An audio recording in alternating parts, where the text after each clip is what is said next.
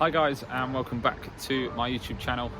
And in today's video I'm going to give you 3 key tips to stop you double faulting and to make your serves more consistent. Now when we think of consistency, we think of being able to get the ball in the court over and over again, and this is really crucial at high level tennis, but in particular with your serve. Now the worst thing you can do is double fault in a match. You give a free point to the opponent, you release the pressure of the situation, and you add more pressure to yourself, and it can only make you more nervous within a match. So hopefully these tips will give you a little bit more confidence when serving. Now if you're new here, my name is Liam Murch and I am a level 3 tennis coach down here in South Devon. Hopefully these YouTube videos can give you a little bit of help with your tennis so you can go away and improve your tennis in your next match. The first 2 tips are all about the ball toss. Now tip number 1 is to do with where you position the ball in relation to the baseline. The best optimal place for your ball toss to be is about a foot inside the baseline, maybe 2 foot. This will enable a good transfer of weight into the ball. It also means your contact point is in front of you and above you. Therefore you're able to manipulate the racket in the correct way. Now if I throw the ball too far in front, all of a sudden I am now reaching more for the ball, and you can see the angle of my racket points towards the net, and therefore I'm probably going to make more mistakes in the net. Now the other thing is, if I now throw it behind me too much, I'm going to be off balance the other way. Now obviously I'm exaggerating, but you can see that now my racket is coming underneath the ball, and that's going to send the ball most likely out towards the back because it has a higher ball flight. So it's really important to get the ball about a foot inside the baseline, because that enables me to be balanced and to transfer my weight into the court.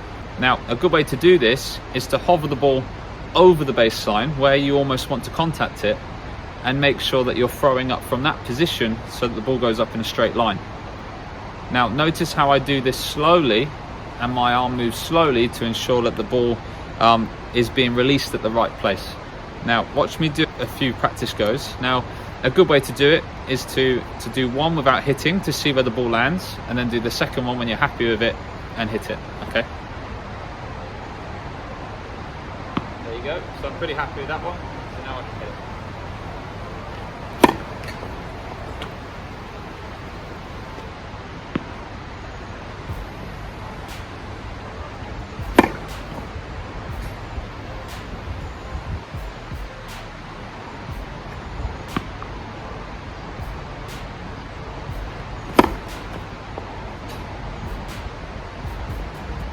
Okay, so that's tip number 1. So this leads me nicely to tip number 2. Now tip number 2 is all about rhythm and timing. And like I said earlier, this is to do with your ball toss, and your ball toss can influence this. Okay, so tip number 2 is about how high you throw the ball.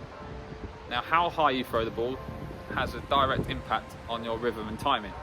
So if I throw it higher, my rhythm and timing is going to be slower, and it might create a bit of a pause in my serve. Whereas if I throw it lower or too low, then my rhythm and time is going to be a little bit rushed. So it's all about finding the optimal height. Now a good way to do this that I like to do with my clients is to say throw and hit, and trying to keep it in that tempo. Throw and hit as you serve. Let's have a go.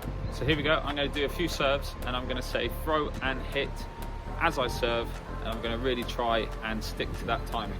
Something you can say in your head if people are close by on the courts next to you and you don't want to be embarrassed, or you could say it out loud if no one's near. Luckily no one's near for me. Throw and hit.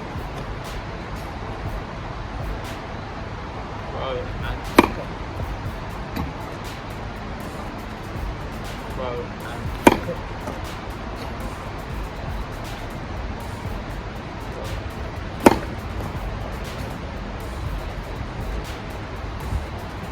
So there you go, that's tip number 2. Now another way I like to practice tip number 1 and tip number 2 is say you turn up to the courts early and you're waiting for your opponents to arrive. It's always good to warm up your serve from the service line and work your way back. And I like to set myself a little challenge with this.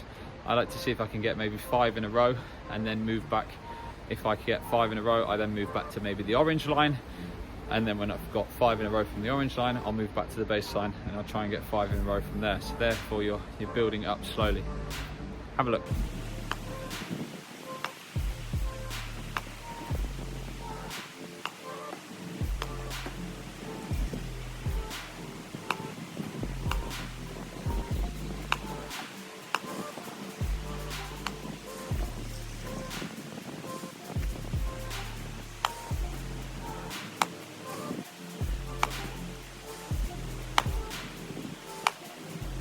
So this leads me to my third and final tip. Tip number 3 is the more spin, the more the ball goes in. So if you're really struggling, say you're working on your second serve consistency and you're struggling to make the ball in, really try and think, can I add more spin? Now whether that's slice or top spin, what it's going to do is spin slows the ball down. And also if you can get a bit of top spin on the ball, it also keeps the ball from going long. So tip number 3 is, if you're struggling to make your serve, add more spin to keep the ball in. Have a little look. As you can see, the difference is, rather than there being a straight line trajectory where it might be lower over the net, so less margin, and also if you go higher it might go long, now you're getting this kind of loop effect over the net. Really good for second serves. It means that you have a bigger clearance over the net, and also the ball is dipping before the service line. So that's tip number 3. That's how you can make more second serves in particular. So guys, I've had to click record again because I wanted to give you a quick bonus tip at the end of the video. Now this is a real common mistake I see people make with their first serves or their second serve, particularly when they're nervous in a match, which can ruin their consistency. Something they do is they actually slow down their racket in order to get the ball in.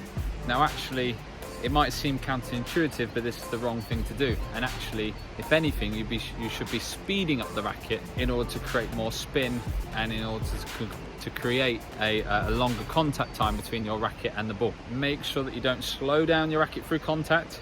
If anything, speed up the racket through contact. And trust me, this will make your serve more consistent. So I hope you enjoyed the video. I hope I've given you 3 tips that you can go away and practice. Tip number 1, being all about trying to throw the ball slightly in front of the court to get the right contact point. Tip number 2, being all about the right timing, throwing the ball the right height to give you the timing and rhythm. Tip number 3, adding spin to keep the ball under a little bit more control. Take those away, practice them, use the drills that I've given you as well, even if it's just you turn up before your match and do a little bit of a practice session beforehand. It will certainly help your serve that day. Check out my other videos. I'm looking to make some more this year and hopefully get you regular content. Like, subscribe and comment below. I try and answer all of them. Cheers, I'll see you next time.